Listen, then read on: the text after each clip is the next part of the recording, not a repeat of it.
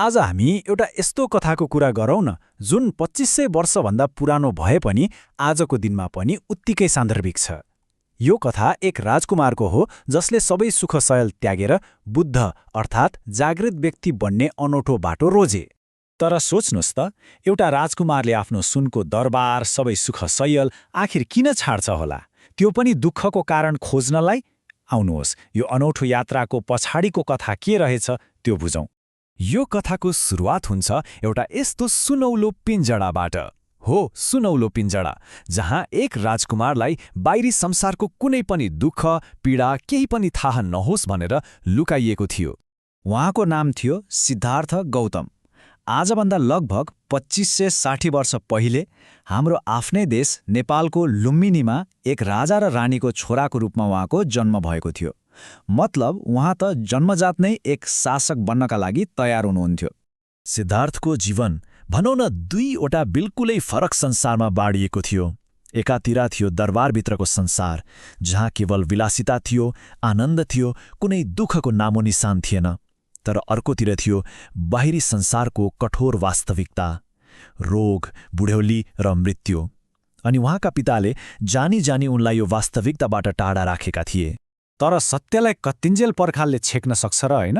अब हामी सिद्धार्थको जीवनको त्यो मोडमा आइपुग्छौँ जहाँ उनको त्यो सुरक्षित संसार एकै झट्कामा चकनाचुर हुन्छ। एक दिन जब उनी दरबारबाट बाहिर निस्किए, उनले 4 यस्ता दृश्यहरू देखे जसले उनको मन मस्तिष्क नै हल्लाइदियो। सोच्नुस् त, पहिलो पटक उनले देखे एकजना बुढ्यौलीले चाउरिएको व्यक्ति, त्यसपछि एकजना रोगले थलिएको मानिस अनि एउटा निर्जीव मृत शरीर। तर चौथो दृश्यमा थिए एक शान्त सन्यासी जो यी सबै दुःखबाट मुक्त देखिन्थे। यी दृश्यहरूले उनलाई भित्रैदेखि हल्लायो। उनले पहिलो पटक बुझे कि जन्म, बुढ्यौली, रोग र मृत्यु यो त कसैले पनि टार्न नसक्ने सत्य रहेछ।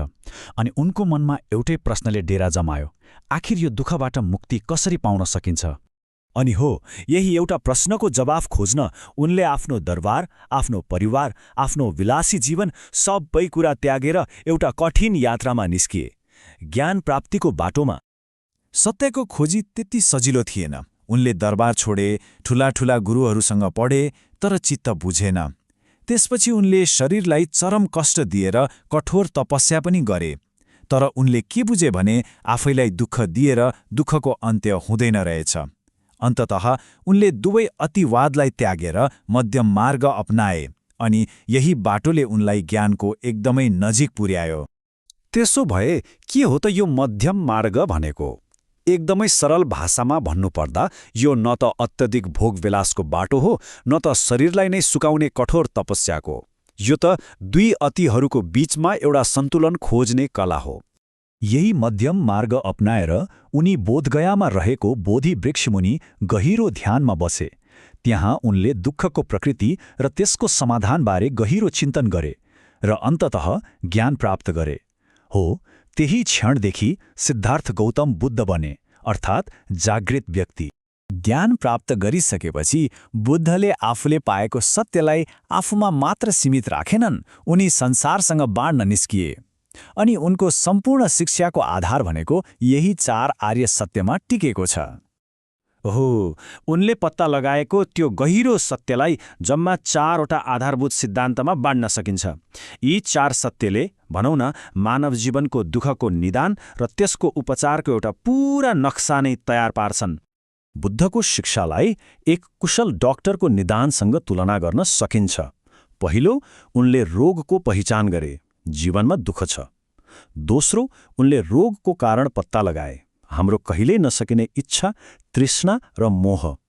तेस्रो, उनले आशा दिए, हो यो दुःखको अन्त्य सम्भव छ।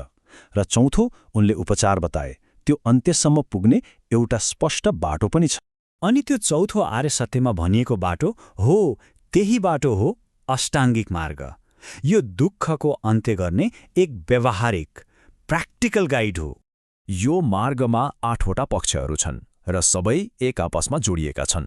यसले हाम्रो सोच्ने तरिका जस्तै सही दृष्टिकोण र सही सङ्कल्पलाई समेट्छ, हाम्रो व्यवहार जस्तै सही बोली, सही कर्म र सही जीविकालाई समेट्छ, र हाम्रो मानसिक विकास जस्तै सही प्रयास, सही स्मृति र सही समाधिलाई पनि समेट्छ।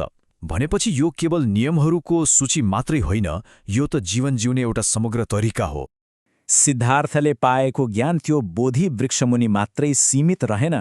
यो त एउटा विचारको बिउ जस्तो थियो, जुन समयसँगै हुर्केर एउटा विशाल वृक्ष बन्यो र विश्वभरि फैलियो। भारतबाट सुरु भएर बुद्धका शिक्षाहरू सम्राट अशोक जस्ता महान शासकहरूको संरक्षणमा एसियाभरि फैलियो। विशेष गरी अशोकले त यसलाई शान्ति र अहिंसाको सन्देशको रूपमा चारैतिर प्रसार गरे।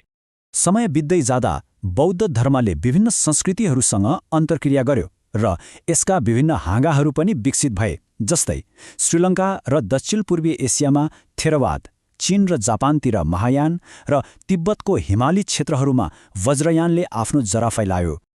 आजको दिनमा बौद्ध विचारहरूको पहुँच साँच्चीकै विश्वव्यापी छ। एकातिर एसियामा यसको परम्परागत अभ्यास गहिरो रूपमा जडिएको छ भने अर्कोतिर पश्चिमा देशहरूमा पनि माइन्डफुलनेस जस्ता अवधारणाहरू मार्फत यसको आधुनिक प्रभाव एकदमै तीव्र गतिमा बढिरहेको देखिन्छ। अनि आजको यो आधुनिक युगमा पनि बुद्धका शिक्षाहरू उत्तिकै सान्दर्भिक छन्। यसले समानता, अहिंसा र सहिष्णुता जस्ता कुराहरूलाई बढावा दिन्छ, ध्यानको वैज्ञानिक अध्ययन गर्न प्रेरित गर्छ र विश्व शान्ति अनि अन्तर्धार्मिक संवादमा पनि महत्त्वपूर्ण भूमिका खेल्छ। र अन्त्यमा एउटा प्रश्न सबैले सोच्नका लागि छोडेर जाउँ। आजको यो अतिवादी सोच र जीवनशैलीले भरिएको संसारमा बुद्धले सिकाएको त्यो मध्यम मार्ग खोज्नुको अर्थ के होला?